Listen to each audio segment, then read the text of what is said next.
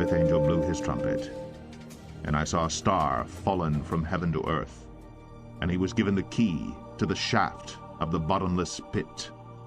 He opened the shaft of the bottomless pit, and from the shaft rose smoke, like the smoke of a great furnace, and the sun and the air were darkened with the smoke from the shaft. Then from the smoke came locusts on the earth, and they were given power like the power of scorpions of the earth. They were told not to harm the grass of the earth or any green plant or any tree, but only those people who do not have the seal of God on their foreheads. They were allowed to torment them for 5 months, but not to kill them. And their torment was like the torment of a scorpion when it stings someone. And in those days people will seek death, and will not find it. They will long to die, but death will flee from them. They have as king over them the angel of the bottomless pit. His name in Hebrew is Abaddon, and in Greek he is called Apollyon. The first woe has passed. Behold, 2 woes are still to come.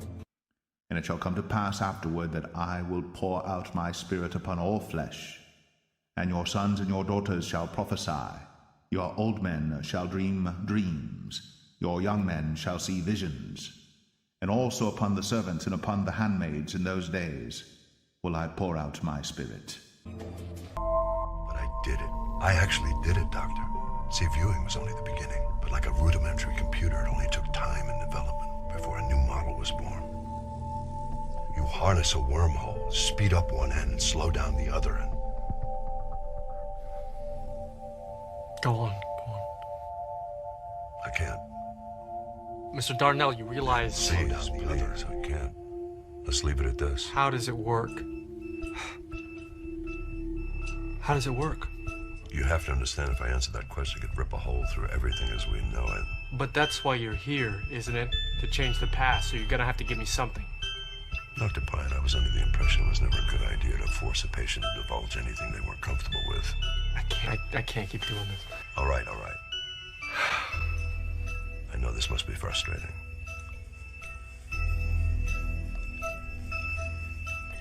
I can't give you everything. It just wouldn't be safe.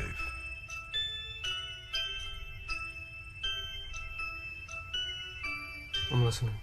You say you like science? I do. To go back and read the concepts presented by Hawking, Einstein, Lewis, light speed, black holes, wormholes. They were so close. There was just one small piece missing. I'm sure you're aware or somewhat familiar with the concept of wormholes. Sure, yeah, they're fascinating to wonder about. If you don't mind, could you tell me what you know?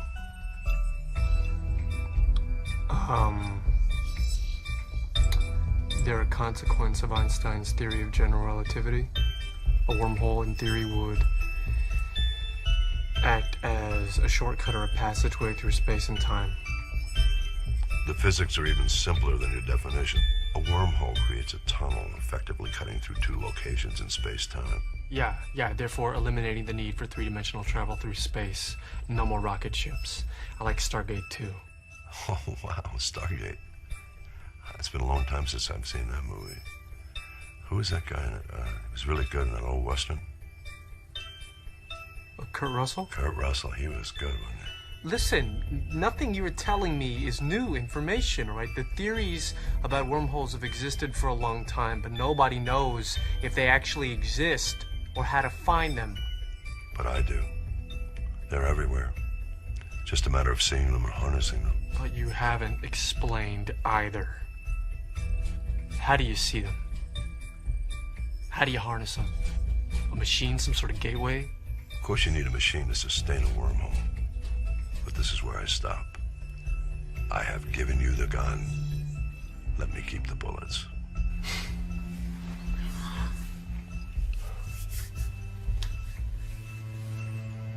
Please continue. I found a way to go back. I was alone, but I found it. My old partner was the only one that knew, but for now, it'll stay that way. The only question is, can the ripples I create be enough to change the future? Or create an alternate one? Ripples? Think of the water in that glass as time. Time moves forward constantly, untouched, as still as the water. Go back and try to change something, and it creates a ripple effect. Change has to catch up with time. And everything around it either changes or suffers. If you've ever been exposed to soap operas, the music in the soundtrack should evoke memories of a long-running show.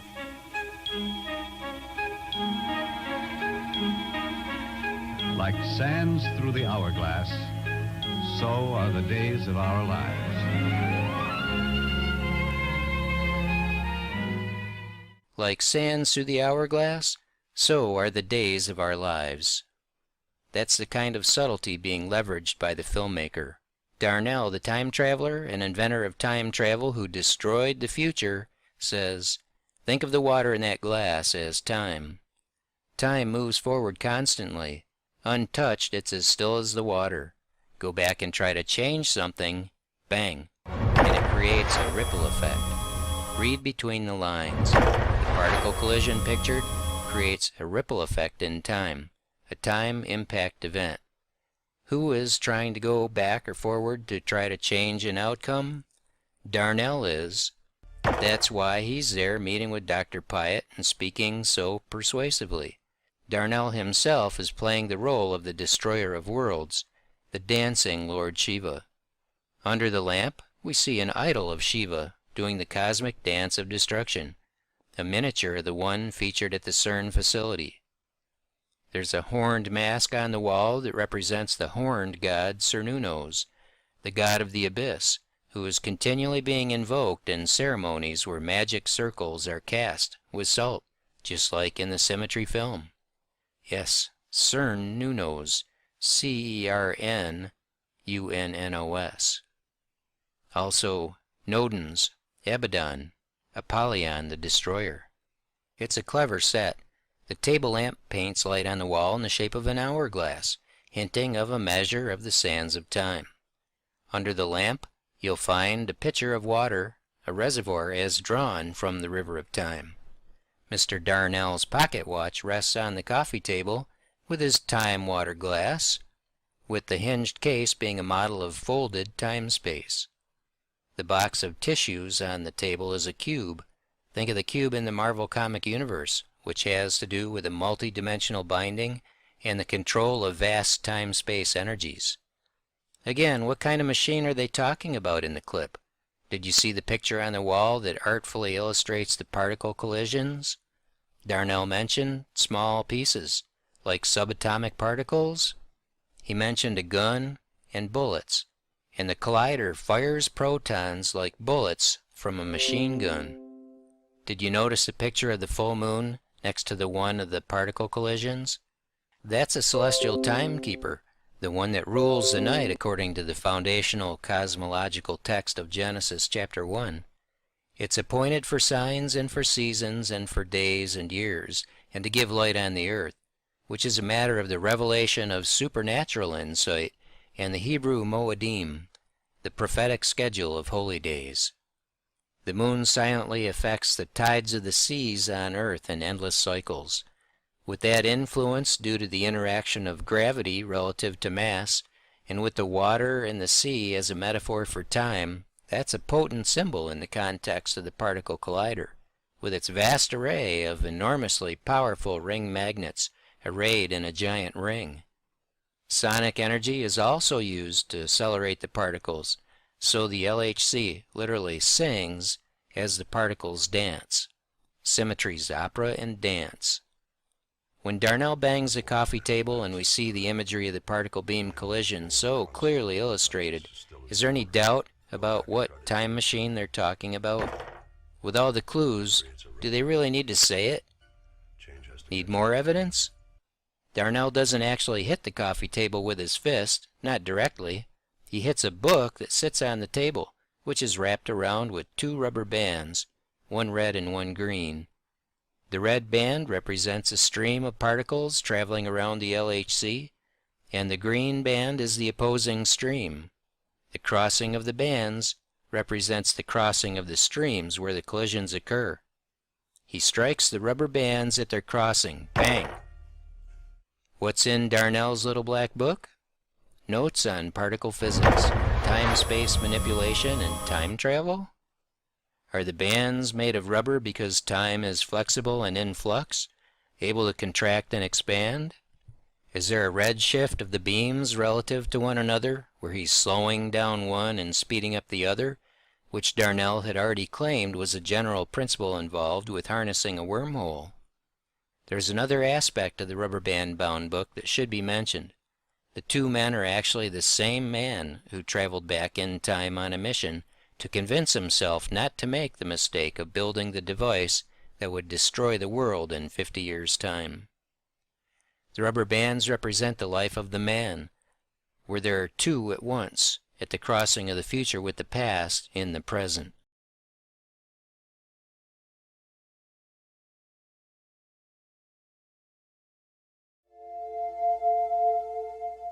Here's what I worry about coming out of that place, is all this spirit deception, using it to deceive people.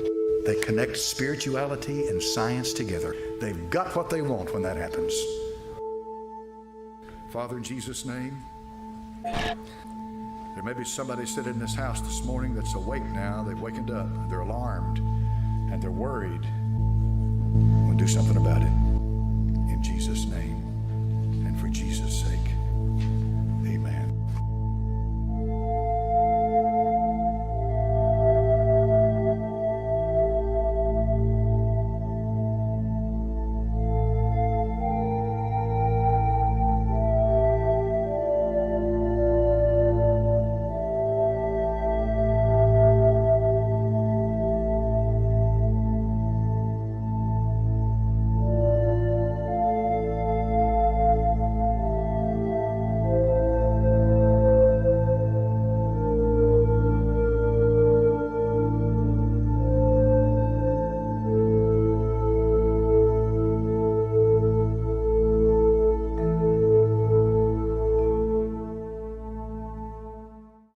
Give your life to Jesus Christ. We're running out of time. We're in the last days. The spirit of the Antichrist. Why do you think these little towers are everywhere? Radio frequency towers. They're not even being used for anything right now. But they're putting them everywhere. They're not cell phone towers. They're the towers that will be used to help change the frequencies, to try to control the masses. But they can't control us that are saved.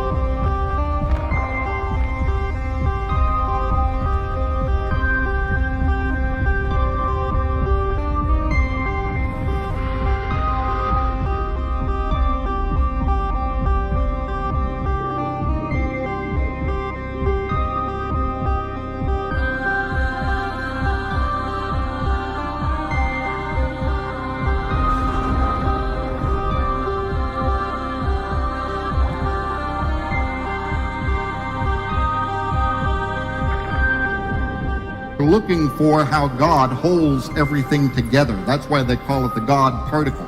They're trying to find Jesus, but they don't want to find Jesus. So they're trying to find what is it that holds all matter together. However, they also believe that there are parallel realities around us, other dimensions, and there could be other intelligence there. Another thing we Christians already know, right?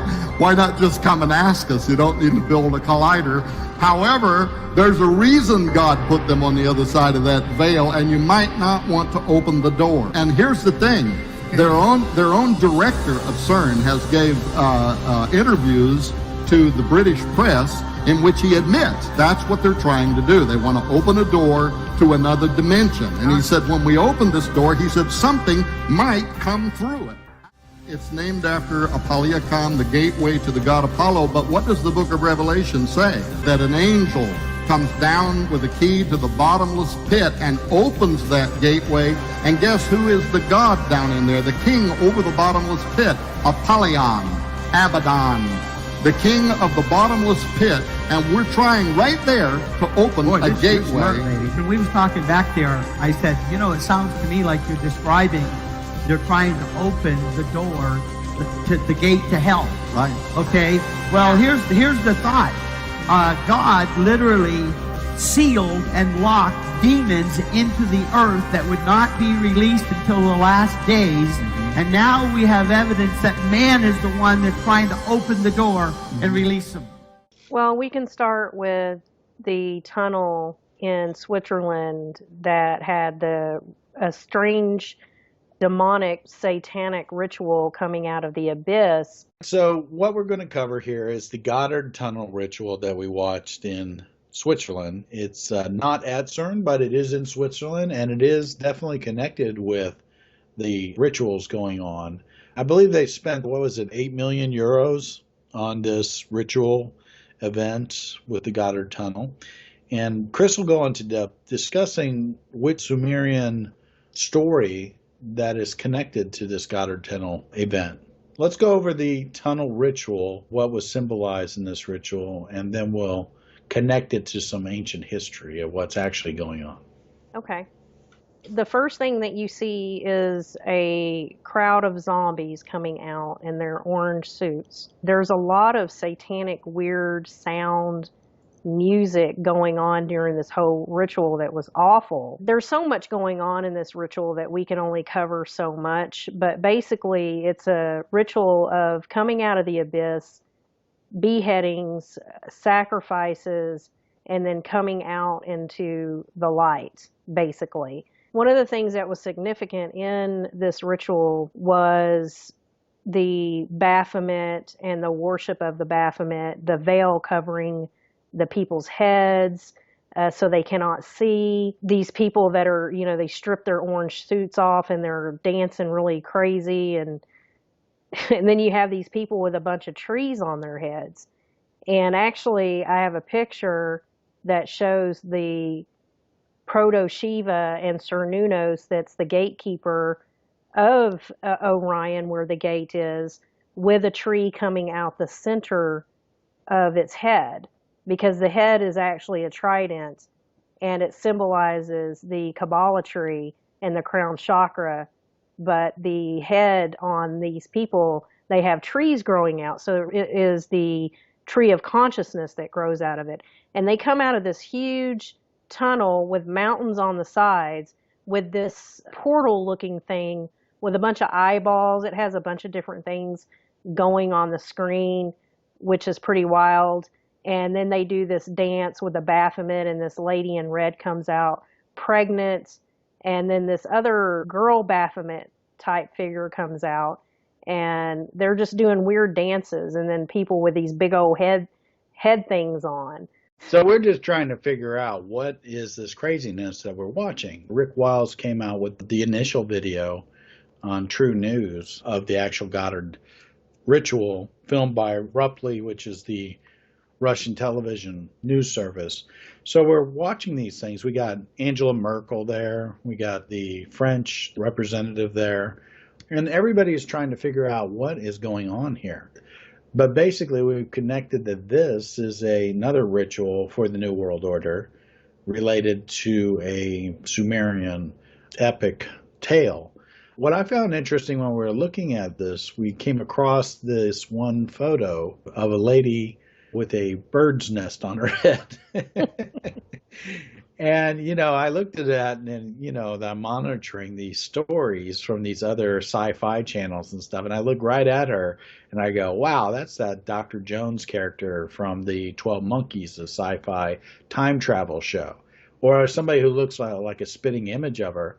And I said, that can't be. So we went and checked her out on IMDb, the internet database. And this is a Katarina Jones character in 12 Monkeys, a famous German actress. We put a couple photos up there of her with the actual Goddard thing, and and it looks like her. It looks like a spitty image of her. And I'm going, what is the lead character from 12 Monkeys, supposedly the person who created time travel, doing in this Goddard ceremony? And what does this have to do? Which automatically connects it with our previous CERN stuff and their manipulation of time that they're involved in. So if this is actually the exact same actress, I think this is a very symbolic connection between time travel, the Goddard ceremony, and the portals opening. What do you think, Chris? Yeah, it's exactly what the ritual is based on the same rituals that was in ancient history. We know that CERN says that they want to open a portal to a parallel dimension, and we know that the Golden Gate and the Silver Gate are to transport humans and demons through each gate. I think this is the same thing, but it's a ritual of opening the Golden Gate for the Antichrist, because there was something significant in December 21st, 2012, which basically was a grand crossing. And each grand crossing represents the 8-pointed star. This you can find on the Mayan calendars, the Dendera map. You can see this on old ancient hieroglyphs in their cosmic calendars, because this is what they go by. So Shamash was a god, Thoth's son, which Thoth is also Enlil, and his name is Shamash. He's also Marduk, Utu, which means iron, and the planet Mars. And his twin is Inanna, which is Venus, Ishtar, which is copper. And we know that Tubal-Cain was a smith, builder of iron and brass, which is copper in the Bible. And we know that Mars and Venus, which if Mars represents the sun and Venus represents the moon, and these two individuals are really the same being, but they represent the sun and the moon. The sun is 6 and the moon is 9, so this is where we get the 69. And each star has 8 points. So if you look up Shamash's name, his name is the 8-pointed star, and then 4 of them are waves, like electric waves. And if you look up Inanna's name, her name is also an 8-pointed star, also in hieroglyphs. Venus is the 8-pointed star in hieroglyphs, and so is Anu. And 369 does equal 88. 88 also means magic. And I translated 88, and it came out to maggot, and I said, what's maggot? I don't even know what maggot is. I went in and translated it from Latin into many different languages and trying to figure out, well, what does 88 mean? And it said it meant maggot. So I look up maggot, and maggot is used to define a concrete person and another defining a celestial entity. So half human, half entity, I guess. And then I looked more into the word to see what it meant, and it means magic. So 88 translates exactly to magic. And so the 2 pillars are the 2 mountains representing the 2 pillars on each side of the gate that want to merge, 2 8s merging into 1 8 to become male and female, dark and light, yin and yang. This is what the symbolism is that they're making. And we know that the 8 is the ogdoad. 8 represents the pyramid with the 8 sides, and 8 is the frequency of Saturn. And the 3 actually represents Saturn, 6 represents the sun, and 9 represents the moon. So that is your Trinity concept.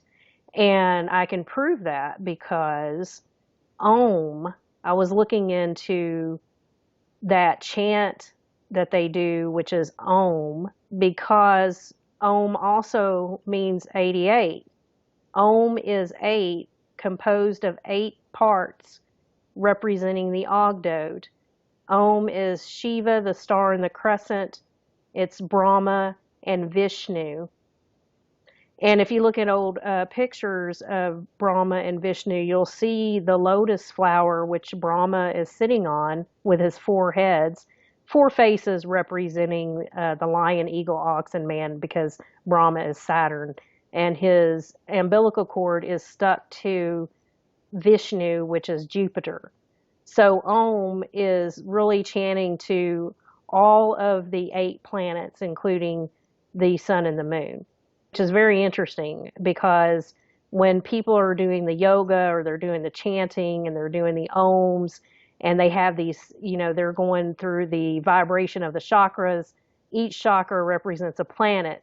And when you get to the crown chakra with this Om and this vibration, this is actually worshiping Satan. It's worshiping the gods of the dead. And these are the gods of the dead that these people worship. They're coming out of this tunnel, out of the abyss, and they're worshiping Lucifer. They're worshiping these gods of the dead, which are the Ogdoad. What we're witnessing is another part of the grand, great work, the overall awakening, as they would say, to the Luciferian awakening, welcoming in their deity and the dead. The year of light, which was in 2015, was ending in February 4th through 6th of this year, of 2016. They specifically ended it in Merida in the Yucatan Peninsula. I have been there before. And it was fascinating because what they did was they went out to the Chichen Itza pyramid. And I was going, what does this have to do with the year of light? And the Chichen Itza pyramid, of course, if you look at it, and I've been on top of the pyramid in Chichen Itza. It's a Mayan step pyramid, again, connecting us back to the Mayan calendar. It's also a pyramid without a capstone on it, if you look at it. So it also represents, in my way of looking at it, that they're now at the capstone aspect of their New World Order. Stephen Hawking, he called the God particle could destroy the universe. He keeps warning. You see, it's going to become difficult for people to stay contained or controlled.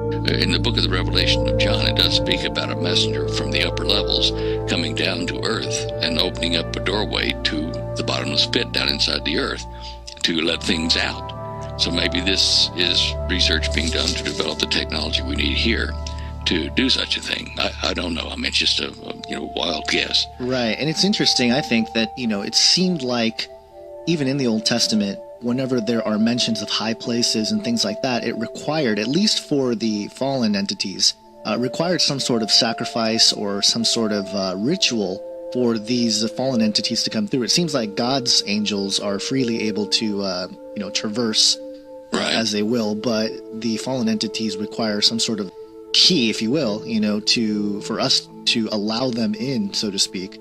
So perhaps this is just a large human project to create the biggest doorways to the fallen entities to come through. I mean, what are your thoughts on that? Yeah. I mean, I think we're going to see some rather astounding events in the next 12 to 24 months because other factors in biblical prophecy seem to be coming to play later this year.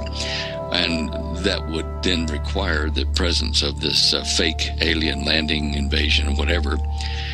But to do that, there are going to have to be a lot of them appear. And I'm wondering if God himself isn't going to open up one of these portals to cast Satan and his minions out of his universe down into ours for the final battle. At that time, of course, these beings will appear all over the place, and I think technology for them to fly around, saucers and that kind of stuff, have been developed already since 1952 or so, when we started sharing bases, underground bases, with these fallen ones, quote-unquote grays and aliens.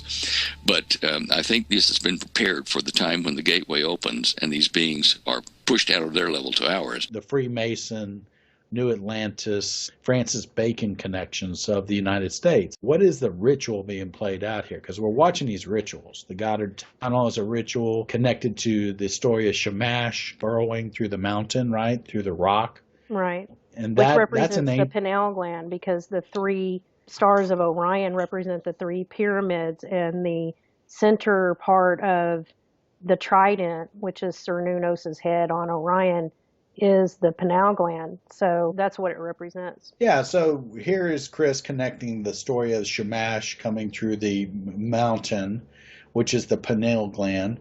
If you study the Giza pyramids and the belt of Orion and how it relates to consciousness or the brain or these things, the pineal gland is the center point, and then you have the thalamus and the pituitary glands also connected to these 3 pyramids if you studied that aspect of the pyramids. So we started looking at, well, if 9/11 occurred in New York City, and New York was, well, you know, the original 13 colonies were founded on rebellion number 13. 13 stands for rebellion. The 13 colonies were a rebellion. It starts making me think of the Mystery Babylon, the Tower of Babel, Babylon, and all the connections to the United States. And these twin towers, and Chris and I had looked at the Washington Arch, right? Remember the Washington Arch? We had looked at Gemini twins as the 2 8s, as Chris is talking about, and how the One World Freedom Tower is the other 8, or the marriage of heaven and earth, or the androgynous male-female aspect, which is the deity Baphomet. I'm trying to get this point across to people. Baphomet, the IXXI gate Baphomet, the deity of the Templars, is the transgender movement. It is the homosexual movement. It is the trying to make the world's occupants represent the deity that the one world order people worship, which is this androgynous God, or the marriage of heaven and earth, or the marriage of the male and female. They want transgender or this androgyny.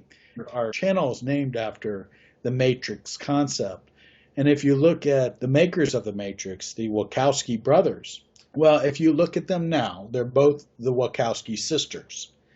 So again, the followers of the Baphomet Mystery School, the followers of Masonic followers, the Mystery School followers, the One World Religion followers, they're really pushing this stuff. The target, as other commentators have focused on, had pre-scheduled this transgender conflict to occur years ago, that they had basically this whole transgender bathroom thing. It was nothing more than a planned attack on the old order to bring in the new order, or the new world order, and the new world order is the world of the Baphomet. So when you're contemplating transgender and the androgyny, or the changing of sexes, you're looking at the marriage of heaven and earth, or the opposites, fusion of the opposites. And all the old religions, if you look at Taoism, they have the fusion of the 5 elements. They have the marriage of heaven and earth. And that gets us into all this yoga stuff, the marriage of heaven and earth. These rituals that they do. I know a lot of people don't think that there's anything negative involved in the practice of yoga, but yoga is a term meaning yoking, and it is yoking as spiritual. There is a spiritual component that yokes the practice. Now, you can do calisthenics, you could do all those, and I understand why people feel good stretching and all these kinds of stuff. But the point is, when you're involved in a spiritual practice that has its origin in the spiritual practice, the people can tell you whatever you want to hear to make you do it, but you're still involved in a opening of the pineal gland, or the Shakti part of the Kundalini energy. And it's preparing the world for the opening of the third eye, and then, of course, trapping you in that open serpent third eye under the working of the New World Order. We were looking at how does the checkerboard Freemason approach the United States work. And that's what got us looking into a couple of the interesting aspects in the United States. We put together what's going on with America, lining up the trident with the silver, the gold, and Right. the pineal gland merging together. These rituals are being performed by sorcerers or magicians, occultists, to basically, this is the way they conduct their magic. And this type of magic is called chaos magic, and it's also based off sigil magic. The sigil is the creating an image to draw energy into, and then the releasing of that energy is the destroying of that image. So this is a very old form of magic that these people are operating under.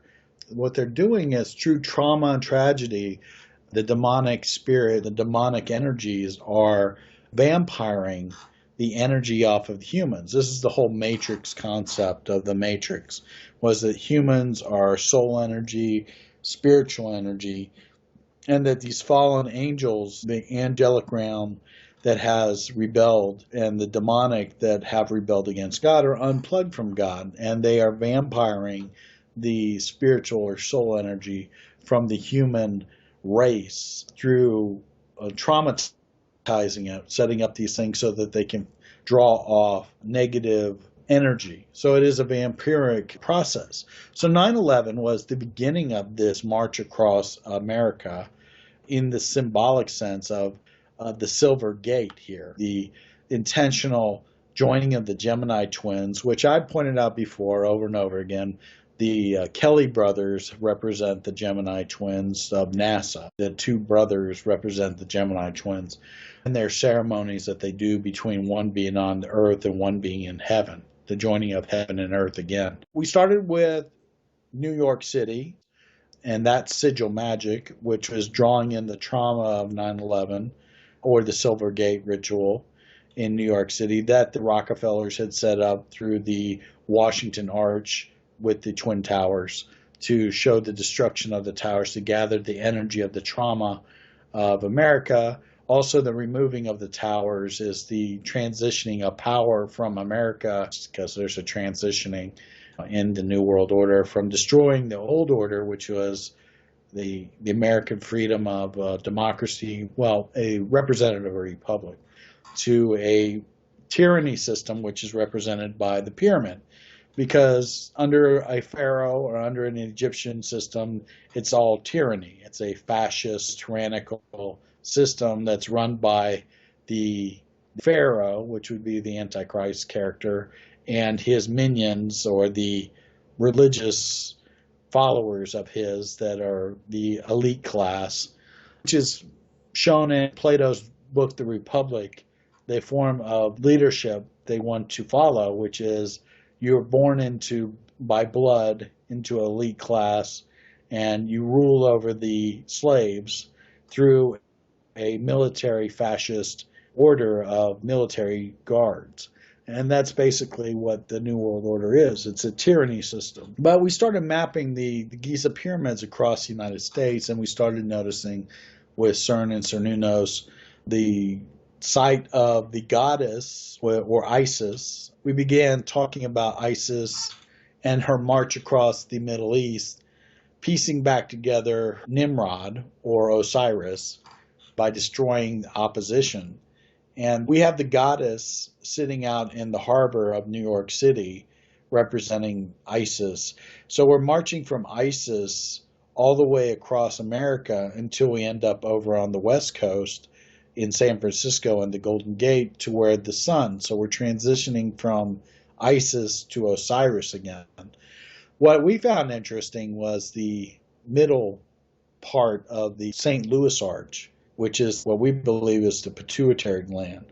Pineal gland. Okay. It's the center of the trident. So the St. Louis represents the center of the trident, the 3 points that we were talking about with the trident. The New York City, the Old Order, the Isis and the goddess, the pineal gland, in the middle, St. Louis, the arch, and then we have the West Coast, Golden Gate Bridge, moving to the New Order, also the sun god, Shamash. Yeah, and it's interesting because right there where the pineal gland is the 88th degree of the United States. And what's really fascinating about that and about all these dates that we've been streaming together is that we talked about Jupiter being in the womb on November 20th when the Jubilees ends and the new king is supposed to be announced during that time, or power goes over to the Vatican. So that is just known throughout history that that's what happens during the end of this Jubilee with this 50th year type thing that happened with the end of Vatican II. And then we have the 50 states of the United States.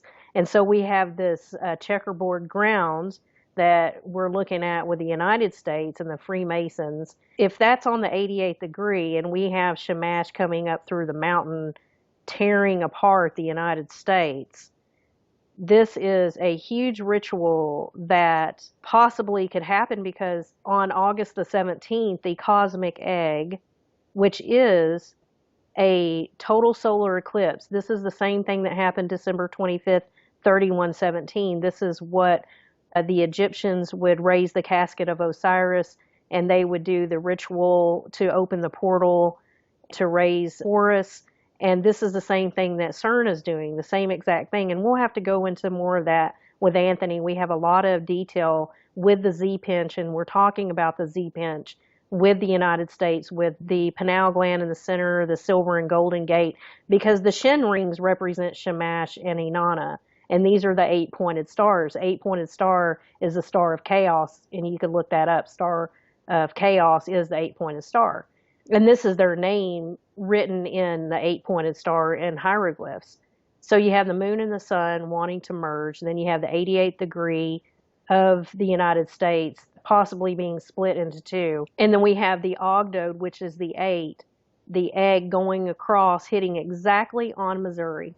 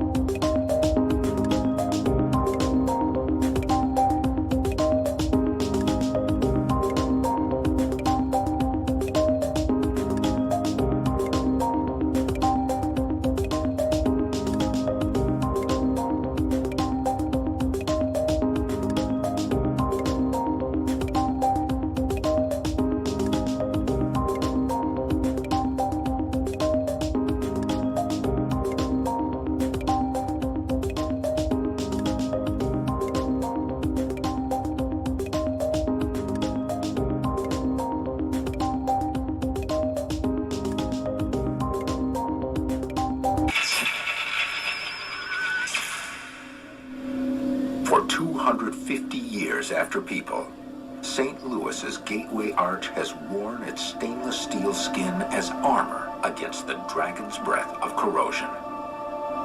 But stainless steel isn't invincible. It doesn't last forever. The mechanism for final failure will probably be around the center of the arch at the top. That's its thinnest point.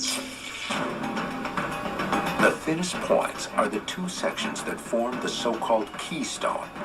They're steel triangles, 17 feet long by 18 feet high. They were the last pieces to be installed.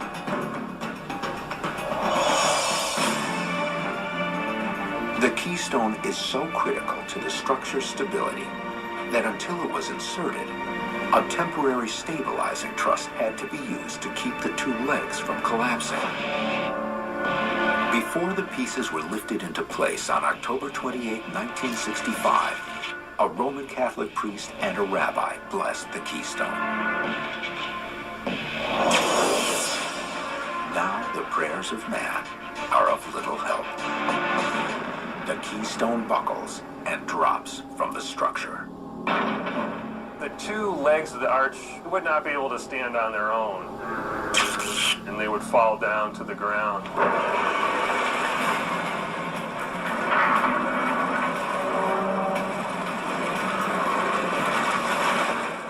On August 17th. And now, isn't Missouri an interesting place in fiction as far as it relates to the Wizard of Oz? Yes, because we're talking about all of this stuff is just like mind blowing. So we have Ohm, and we talked about Ohm and how Ohm is the 8, and Ohm is Saturn and Venus and Jupiter that represent the 8 planets. And this is representing the Ogdo. So we have the Ohm, and I was doing a lot of research a long time ago, and I realized that Ohm, backwards it's Mo, and we know that the Hebrew is written backwards. There's other languages that were written backwards before also, but Mo is a fictional region neighboring the land of Oz. It is sometimes called the beautiful valley of Mo. The land of Mo is mentioned in the life and adventures of Santa Claus, as well as in the Patchwork Girl of Oz, and it appears in the Scarecrow of Oz. Because this writer, Frank Baum, who wrote The Master Key with the Eye, the Emerald City of Oz going through the 2 pillars, he wrote all of these stories about TikTok and all of this stuff, which is interesting because in the Adventures of Santa Claus, he's Cernunnos with the 2 horns, and he finds Cain, which is the 1 horn because Cain's the middle pillar. He finds Cain, and he gives him to Tefnut, a lioness, in the movie. And the lioness raises Cain. And this is also an Egyptian hieroglyphs with the lioness and Cain, Canis Ptah. So it's quite fascinating that you can put this Mo, and he made this huge map and everything. It looks like a real map that this guy Frank Baum made in the land of Mo. And I also found it interesting because Mo is the abbreviation for MOSFET, and it's a switch in the center. It's like quantum tunneling. So the switch has to be on and off, kind of like the quantum computer at a certain processing level in order to turn the switch. And this is what I try to discuss with Anthony about the switch and the Birkeland currents, which represent 88, connect together from the trident above from the trident below. And that's what Cern is trying to create, is that current that goes together to open up the portal. And what's also interesting with us stumbling across the Missouri, the Arch, the gateway to the West is what the Missouri Arch is about. What's also interesting about that is that, again, following on the Oz concept out there, we have parts of Arkansas, Kansas, Missouri, and Oklahoma. We have a mountain range that has been found to be called the Ozark, which is the Ozark. And in this area, we also have some of these deep, dumb facilities for the elite that has been shown in the past. So we're marching across the United States from the events of 9/11 to the Arch of St. Louis, which is the pineal gland, is what we're speculating with the trident, all the way out to the West Coast and the Golden Gate. So we are looking at a ritual march across the United States, transitioning from Inanna to Shamash. It's just absolutely fascinating. Well, of course, we're going to have to do further shows on this with Anthony involved in looking at the Z-Pinch, looking at more with the Osiris machine and Cern, and also how it applies to the United States. Hopefully we can do that soon. Just before we go, I wanted just to touch on the 88 really quick and just say that 88 equals 7, which is Shiva. Shiva means 7. Shiva is also means Sirius. 8 plus 8 is 16, and 1 plus 6 is 7.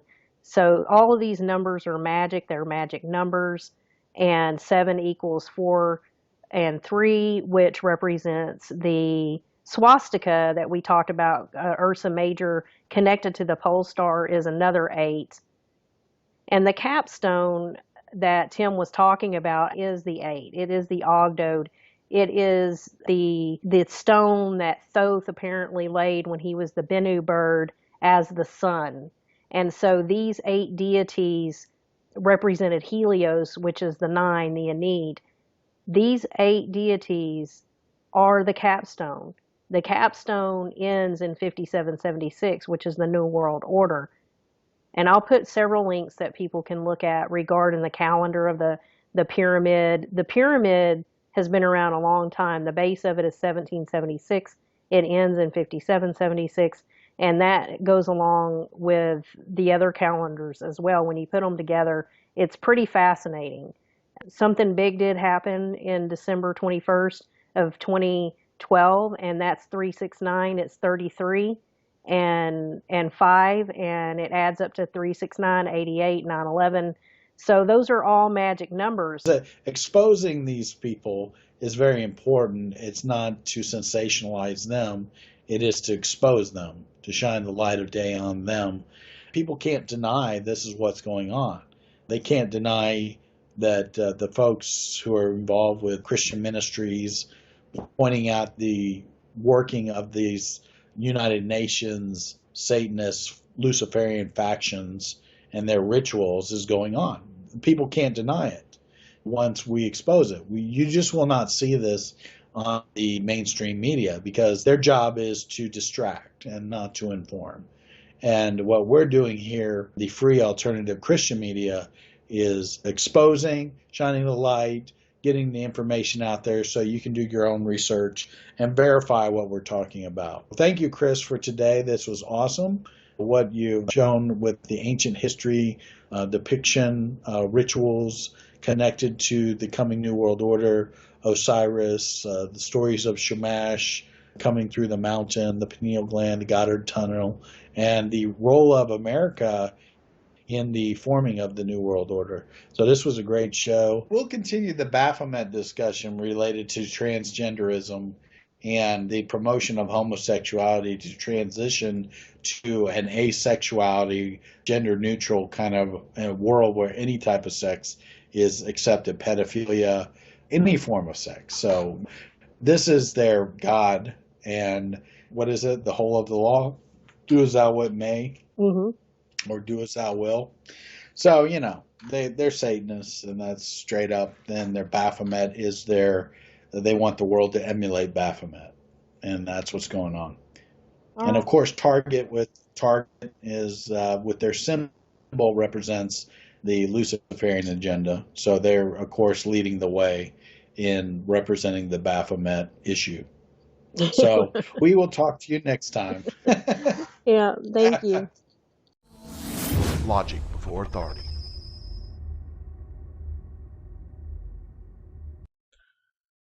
Hi guys, this is Daniel Alexander Cannon here on Logic Before Authority. Hope y'all guys are doing good, doing well, and living in the truth and love and light. Due to circumstances I can't control, I can't go back live again today. And but I wanted to show you a few things, and then I'm going to do things work out tomorrow. I will be live again, and I'll continue with the last video of decoding not only iPet Go, but talking about all the things that are related to the Illuminati signaling their reset of time. But I constantly, it's an obsession beyond anything I've ever had in my life. I constantly research and try to figure things out, you know. And so I just thought I'd show you a couple of those things that won't be included at least unless I change the video that I have planned. But I thought I'd show you a few things tonight that are related. And so what I've got here, what we're looking at is a video that was released from the YouTube channel called Grand Central Terminal. Well, it used to be Grand Central Station, as we all, well, most of us know it was Grand Central Station. But now it's, in this time, Grand Central Terminal. Anyways, it's a video showing off the place after they had renovated it and so on. Okay, so I want to show you this video and you'll see why, and then I've got a couple other things to show you here. I've got it slowed down to 25% because it goes too fast, you might say, intentionally. So let's take a look.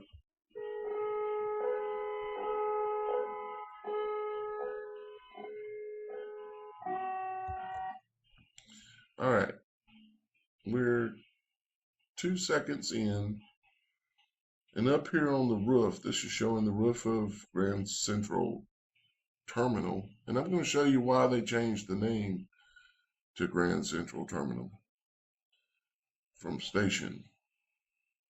But up on the roof is constellations in the building, okay?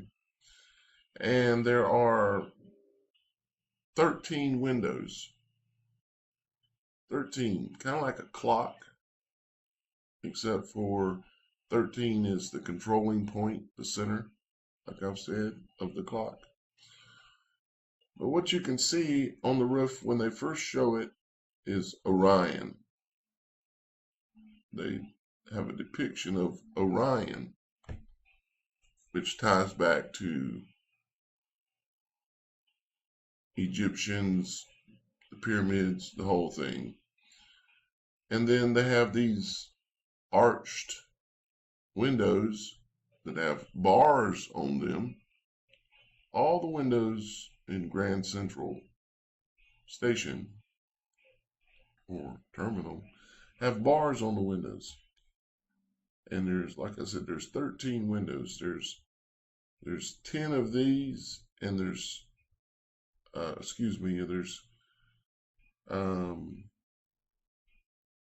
yeah, 10 of these, and then 3 other windows, 3 other bigger windows. So let's let it play a little bit more.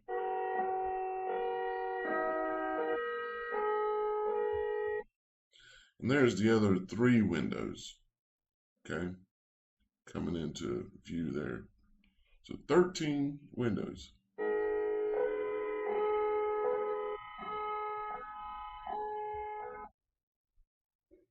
And right away you can see that over here on the right hand side, and you can see a little bit of one right here, you can see that there is, it looks like the same or very similar to the thing that the apple that they drop. So the lighting in the building, or at least part of the lighting, are representations of the apple or the torus field, energy flow field, which is specifically directly tied to a time reference. The 13 windows are a time reference, and Grand Central Station itself, as you can see by the boards, that's all about time. It's timing of arrivals and departures, okay?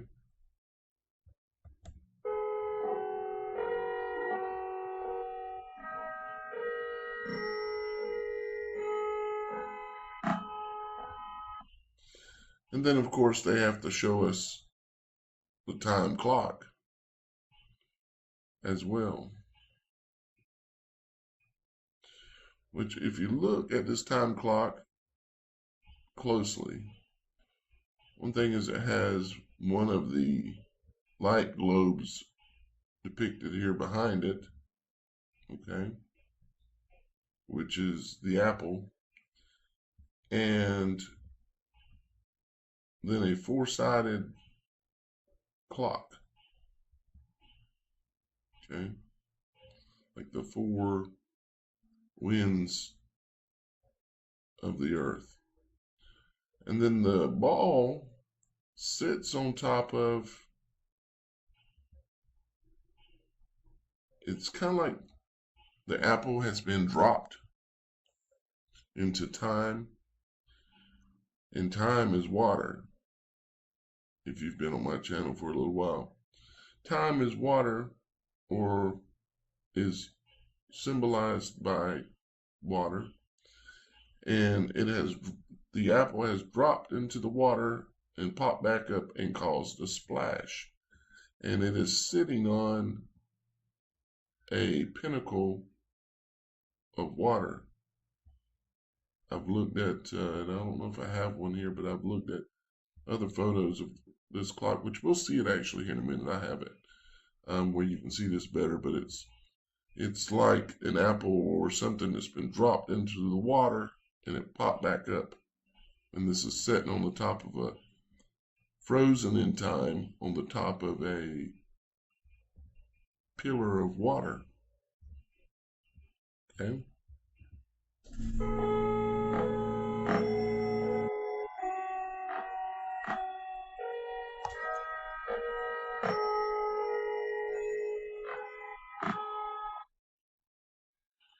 And here you can see that there are these time apples, okay, that are hanging back here.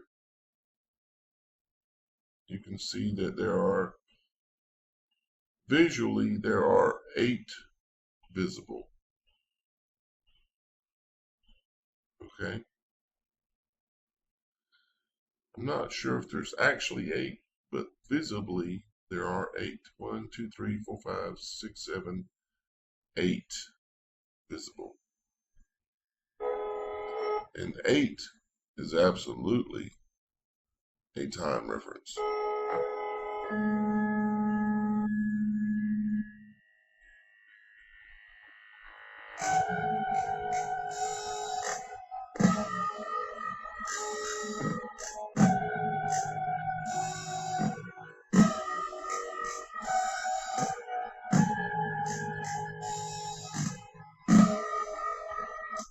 And what this guy does, he's an illustrator, and he comes in and he draws a depiction of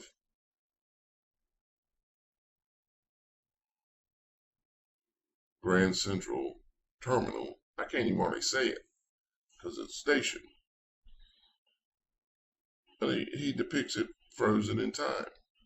That's what a photo is, or a drawing is. It's something frozen in time.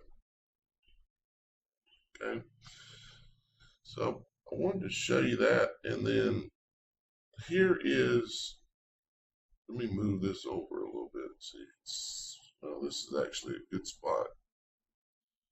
You can see it says, be transported, Grand Central Terminal, with a focus on clock. And you can see now what I said about the base of the clock. It looks like where something has been dropped in the water and it popped back up, and there's a flow of water coming up. See that? What else is it if it's not that? Okay. And something I found strange was these are windows, and there are images popping up in these windows. See how they're popping up and going away? And I didn't know what those were, and I thought for a second that these might be walkways in here. But then I checked, and I don't think there's no walkways up here. So it's like strange imagery popping up here. I was able to use a tool and download this GIF or video, basically. And some very strange imagery, but I'm not going to get into that right now. There's a few other things I want to show you. This is an image of Mecca, okay? Photo of Mecca, in which you can see the largest clock tower in the world, okay? With some writing above it, and to be sure, tons of symbolism on it, okay? Standing in between two towers, okay? Which I think represent sun and moon, okay? And then you have the cube, the Saturn cube down here, which is time, represents time. Big, huge clock, time. Cube on the floor, time. Okay? And the people, the Muslims who go in here and they walk around and around this thing, represents the flow of time. And if you ever look at how the Muslims walk around this, they walk counterclockwise. Why do they walk counterclockwise? Well, I'm sure they probably mostly don't know, but I think I know why they do.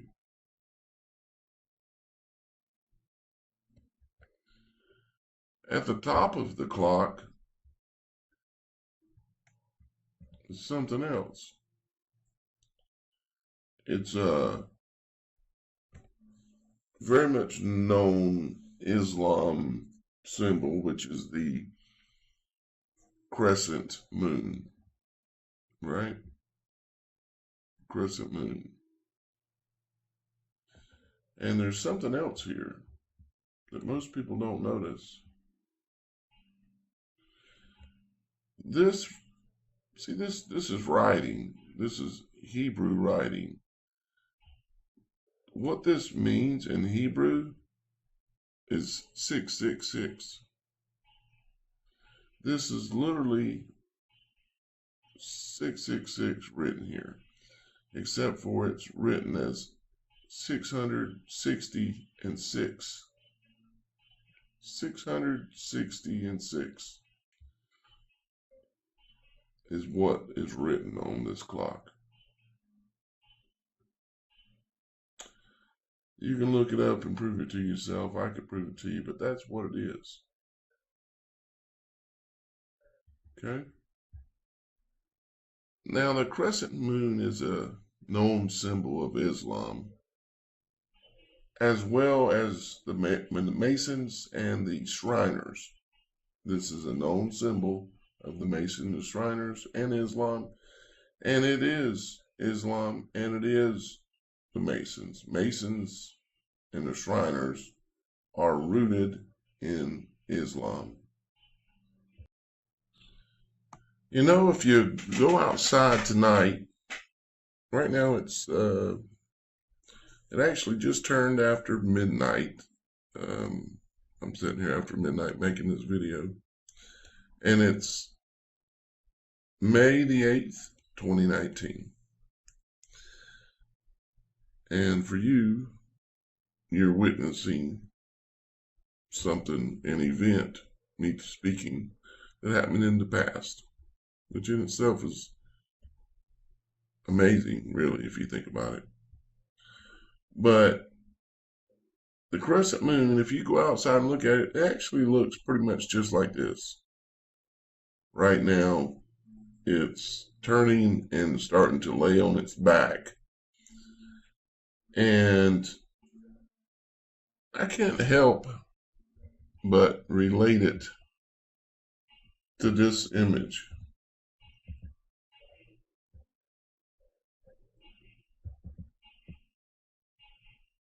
Okay, of the crescent moon laying on its back in Islam, and knowing what their mantra is, which is shown right there on their largest clock in the world, 666.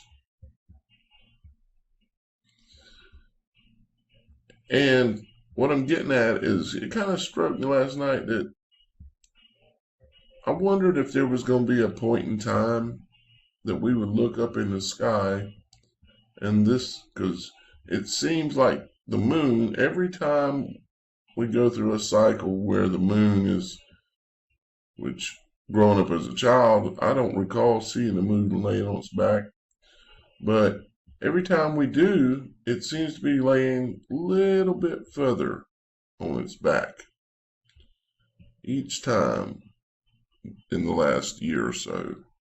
A little bit further on its back. I wonder if this thing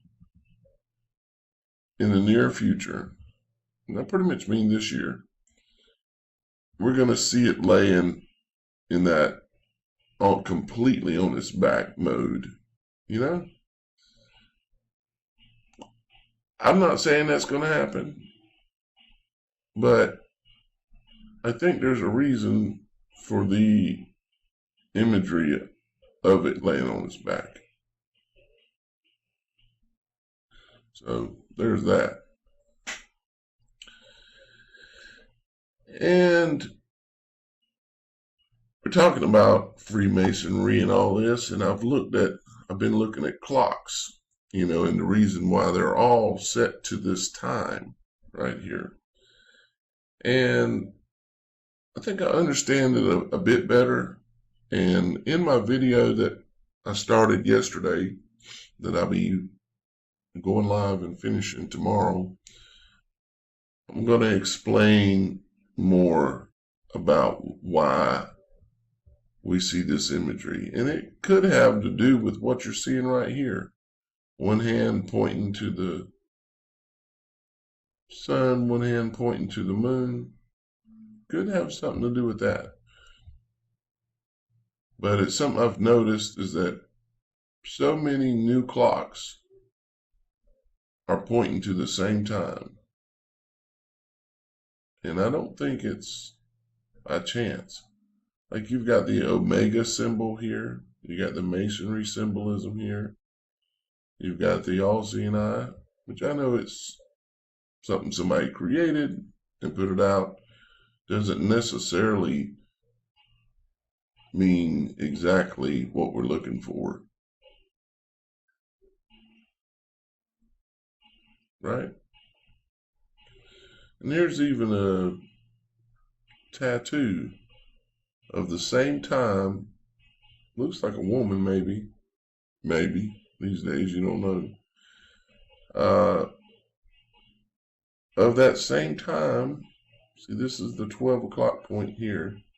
On a tattoo. Time waits for no one. And here's another one. Somebody else, I assume a female, getting the same tattoo or similar, with a rose, which is about time, and a clock, which is about time, and a rosary beads, which is about time. Everything is time, time, time. And then with this specific time on it as well. I just find that very strange. Because when you take it into consideration with so many other things that are out there, like here is Grand Central Station's new logo. Okay? You see how the T and the C and the G are all interwoven. See? the G goes behind the T and then in front of the T. And the C goes in front of the T and then behind the T. And then the T goes behind the G and then in front of the G, yet behind the C and in front of the C, and then behind the G. And it's surrounded by a circle with 8 flowers on it inside of an octagon, inside of an octagon, which has to do with Saturn, which is time. And these letters, the way that they are depicted, are depicting letters existing in more than one place at once. You can't overlap in our world a C under and then over, a G under and then over a T. That's a time representation. And this is the new logo for Grand Central Terminal. Okay? And here's why they changed the name to Grand Central Terminal. They wanted it to match a certain gematria value, a certain resonance, a certain frequency. Okay? That's why they changed it. Right there. They needed it to match. Somehow or another, it was named incorrectly. Or the time had come that the name needed to change. And as I've shown you, there's been plenty of references when it comes to Grand Central Terminal. It's all about time. And there's so many things going on that's all about time. It's unbelievable. And I'm going to end the video tomorrow, live video, assuming some crazy chaos don't happen. I'm going to be live and I'll be doing that live with y'all guys. Guys, if y'all guys understand what I'm doing and realize that it's important to understand and be wise as a serpent so that we will not be caught off guard with what's coming. Because, as you know, some of you may know, Christ, the transfiguration was to do with Christ, and he formed a bridge to the Father in the Bible, and this is obviously the inversion of that. It's the transfiguration of their kingdom, it's the birthing of hell on earth, it's the bridge from hell to earth, from the abyss to earth, to break loose the ones that are imprisoned, the spirits, the fallen, as the Bible all describes. There's another name for that wall. The veil. They know that they could be opening or parting the veil. It was on the Day of Atonement that Moses came down from Mount Sinai for the second time, and he put a veil over his face. Moses was there with the Lord 40 days and 40 nights without eating bread or drinking water. And he wrote on the tablets the words of the covenant, the 10 Commandments. When Moses came down from Mount Sinai with the 2 tablets of the covenant law in his hands, he was not aware that his face was radiant because he had spoken with the Lord. When Aaron and all the Israelites saw Moses, his face was radiant, and they were afraid to come near him. But Moses called to them. So Aaron and all the leaders of the community came back to him, and he spoke to them. Afterward, all the Israelites came near him, and he gave them all the commands the Lord had given him on Mount Sinai. When Moses finished speaking to them, he put a veil over his face. But whenever he entered the Lord's presence to speak with him, he removed the veil until he came out. And when he came out and told the Israelites what he had been commanded, they saw that his face was radiant. Then Moses would put the veil back over his face until he went in to speak with the Lord. And are not like Moses, who used to put a veil over his face so that the sons of Israel would not look intently at the end of what was fading away. But their minds were hardened, for until this very day at the reading of the Old Covenant, the same veil remains unlifted, because it is removed in Christ. But to this day, whenever Moses is read, a veil lies over their heart. But whenever a person turns to the Lord, the veil is taken away. Now the Lord is the Spirit, and where the Spirit of the Lord is, there is liberty. The veil was first put on right on the Day of Atonement. I believe this will also be the day